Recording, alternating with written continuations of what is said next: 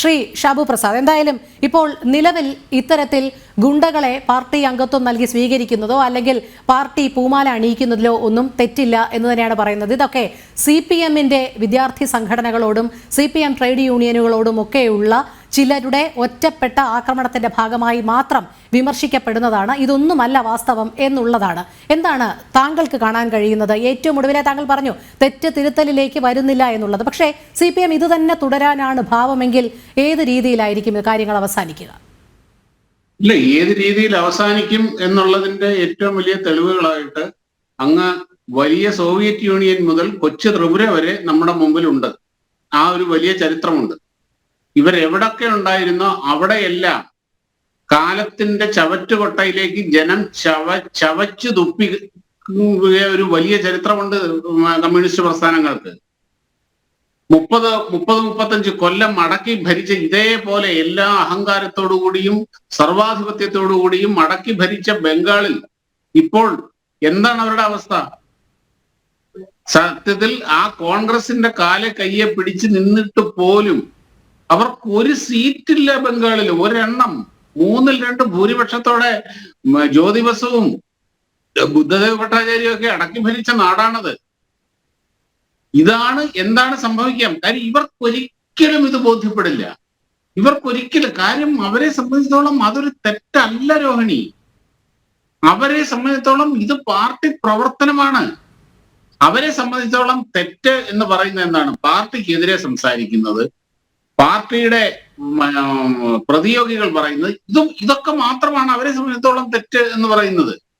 പാർട്ടിക്കുള്ളിൽ നിന്നുകൊണ്ട്, പാർട്ടിയുടെ ഭാഗമായി നിന്നുകൊണ്ട് എന്ത് വൃത്തികേടും എന്ത് തോന്നിവാസം കാണിക്കുന്നതും അവർക്കൊരു പ്രശ്നമല്ല. അത് അവരെ സംബന്ധിച്ചിടത്തോളം തെറ്റല്ല.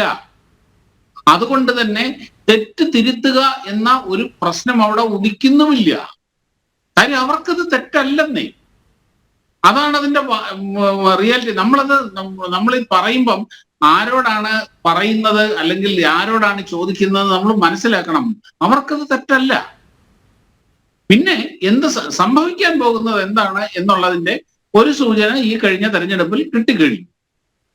പൊതുവെ ഇപ്പൊ ഇവിടെ പാർട്ടി അണികളുടെ മുറയിൽ മുഴുവനും തകർന്നിരിക്കുകയാണ്. പിന്നെ ഈ ക്രിമിനലുകളെ ആനയിച്ചുകൊണ്ട് വരുന്നതിന്റെ അത് വേറൊരു കാര്യം കൂടെ ഉണ്ട്. ഇപ്പൊ നിങ്ങൾ നോക്കൂ, കഴിഞ്ഞ ഒരു ഏതാനും കൊല്ലങ്ങളായി, 3-4 വർഷങ്ങളായിട്ട് ഈ കേരളത്തിൽ ഈ രാഷ്ട്രീയ അക്രമങ്ങൾ ഇപ്പൊ ഇല്ല എന്ന് തന്നെ പറയും. രാഷ്ട്രീയ കൊലപാതകങ്ങളും ഇല്ല. കാരണം എന്താണ്?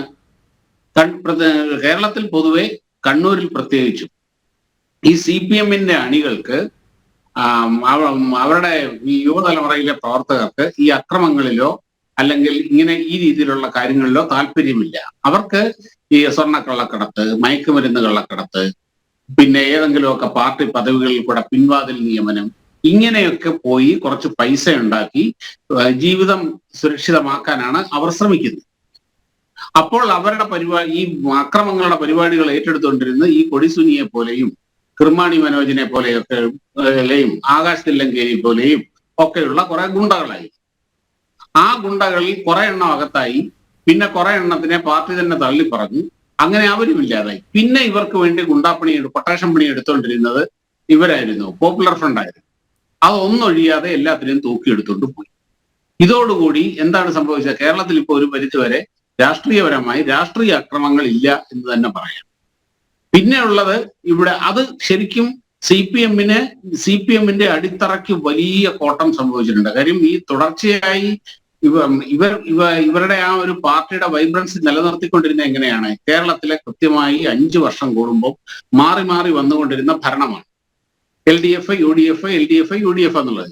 UDF അധികാരത്തിൽ വരുമ്പോൾ ഇവരുടെ ഈ പാർട്ടി അണികൾ സടകുടഞ്ഞെഴുന്നേൽക്കും, നാട് കത്തിക്കും, സമരാഭാസങ്ങൾ നടത്തും. അവരത്രയും നാൾ പറഞ്ഞുകൊണ്ടിരുന്നതും ഇനിയും അവരുടെ സർക്കാർ വരുമ്പോൾ നടപ്പാക്കാൻ പോകുന്നതുമായ അതേ നയങ്ങളുടെ പേരിൽ അവർ റോഡ് കത്തിക്കും, ഉപരോധിക്കും, ഇതെല്ലാം അവർ ചെയ്യും.